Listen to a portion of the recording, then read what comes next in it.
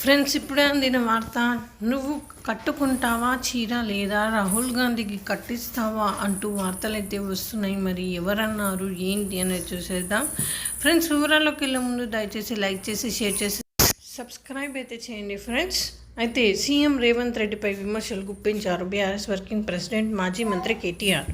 ఎన్నికల్లో తమ పార్టీ అధికారంలోకి వచ్చిన 100 రోజుల్లోనే ఇచ్చిన హామీలు అమలు చేస్తామని చెప్పిన కాంగ్రెస్ పార్టీ అవి అమలు చేయడంలో విఫలమైందని అన్నారు. ప్రజలను మరోసారి మోసం చేసేందుకు సీఎం రేవంత్ రెడ్డి తప్పుడు ప్రచారాలు చేస్తున్నారని ఫైర్ అయ్యారు. లోక్సభ ఎన్నికల్లో గెలుపు కోసం సీఎం రేవంత్ రెడ్డి మరోసారి హామీల పేరుతో మోసం చేస్తున్నారని అన్నారు. కేటీఆర్ ట్విట్టర్లో రేవంత్ రెడ్డి నువ్వు కట్టుకుంటావా చీర లేదా రాహుల్ గాంధీకి కట్టిస్తావా, ఎక్కడిస్తున్నారు, నెలకు 2500 చూపిస్తావా, ఇన్ని పచ్చి అబద్ధాల. తెలంగాణలో ఉన్న 1,67,00,000 మందికి 18 ఏళ్లు నిండిన ఆడబిడ్డలు అడుగుతున్నారు. 100 రోజుల్లో అన్నీ చేస్తానని మాట తప్పినందుకు కాంగ్రెస్ని బొంద పెట్టేది తెలంగాణ ఆడబిడ్డలే.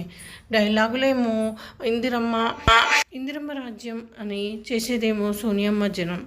కానీ మహిళా సమక్షంలో కాంగ్రెస్ సర్కారు పూర్తి వైఫల్యమైంది. కేసీఆర్ కిట్ ఆగింది, న్యూట్రిషన్ కిట్ బంద్ అయింది, కళ్యాణ్ లక్ష్మి నిలిచింది, తులం బంగారం అడ్రస్ లేదు, ఫ్రీ బస్ అని బిల్డప్, అందులో సీట్లు దొరకవు, ముష్టి యుద్ధాలు చేసే దుస్థితి.